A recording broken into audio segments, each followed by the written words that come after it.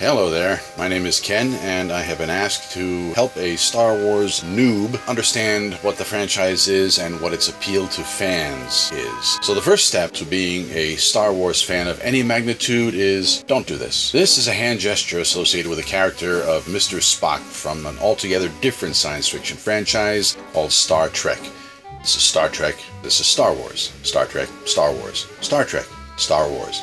Roddenberry, Lucas, 1967, 1977. You get the point. Doing this, in the context of Star Wars, is a naive mistake at best, trolling at worst. It's the equivalent of bringing a cat to a dog show, or a football to a soccer match. And yes, they are two different things. Or talking about Desperate Housewives when you mean Real Housewives because, oh well, they both have the word housewives in them. So just don't do this. It hurts our eyes when you do it. If there is a consistent hand gesture in the Star Wars universe, it's this.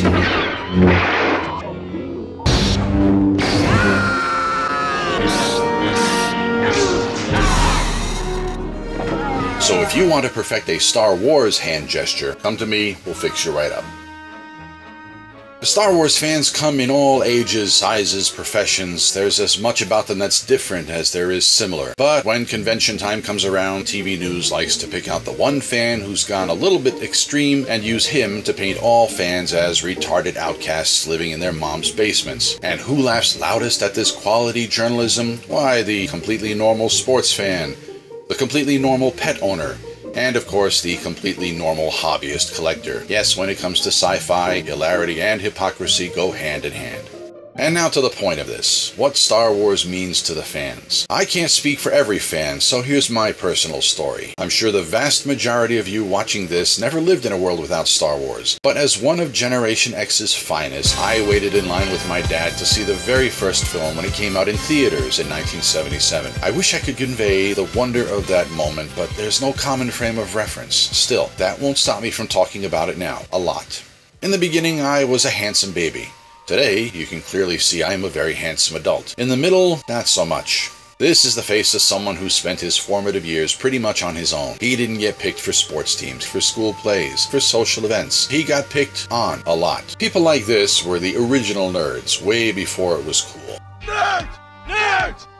And we tended to develop mostly solitary habits, primarily reading, primarily science fiction, because it provided an escape from our unpleasant reality like no other genre could. Mainstream entertainment used to tap into this escapist need, but the Disney-style movies and Flash Gordon-style television shows gave way in the 60s and 70s to harsh, gritty dramas about cops, robbers, war, lawyers, and other depressing topics. On TV, Star Trek tried its best to revive science fiction, but it disappeared with the hippies, and in 1977 it had yet to be reborn into the massive franchise that it would later become. This meant that by that time, the market and the public were extremely ripe for the return of quality escapist entertainment, and much of Star Wars' initial impact comes from the fact that it just appeared in the right place at the right time. A global phenomenon, a dawn of a golden age in science fiction films and TV, that's all a matter of record. The emotional chord it touched with the planet is also the chord it touched in me. Here was sudden and explosive confirmation that someone else wanted the same thing I did. Something better than a childhood of being bullied and an adulthood full of gasoline shortages and Vietnam fallout. One man said, hey, watch this for a couple of hours and feel better. And brother, did we. Not only did we watch it, we wanted to live it. Fans started to connect with other fans and discovered that yes, other people think like I do. I'm not alone. I'm a sad escapist geek, but so are these millions of other people. And with so many nerds finally interacting, you can't help but eventually develop communication skills, social skills, or at least coping mechanisms. Long before the internet and its dubious methods of doing so, Star Wars was the first means of discovering that no matter how isolated your existence may appear, there are always others somewhere out there who feel the same as you and will accept you.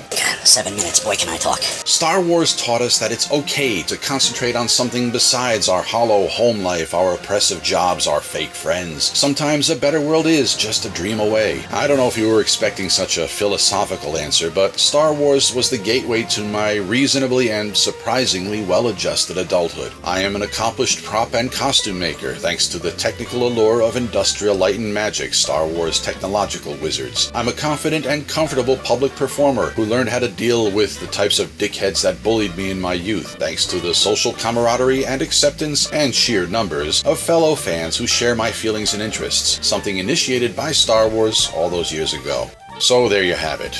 Of course I collected the toys and the books. Of course I dressed up like the characters. I still do. Yeah, and okay, I still collect the toys too. But that doesn't explain how Star Wars has endured so passionately after almost 40 years when other, even higher profiting entertainment phenomena have come and gone. Star Wars was the big brother my generation never had. The big brother who decided that you were old enough to see his stash of Playboys and open up a whole new world to you. But instead of centerfolds with stapled navels, the new world that this big brother showed you was full of exotic alien planets, mighty spacecraft, dashing heroes, fearsome villains, and mechanical robots more endearing than most humans. Most Star Wars fans live comfortably in this fantasy world and our real everyday world, understanding that there is a time and a place for each. The very best fans can use each world to enrich the other, helping them improve their daily lives with the childlike sense of wonder that Star Wars gives to everyone willing to accept it.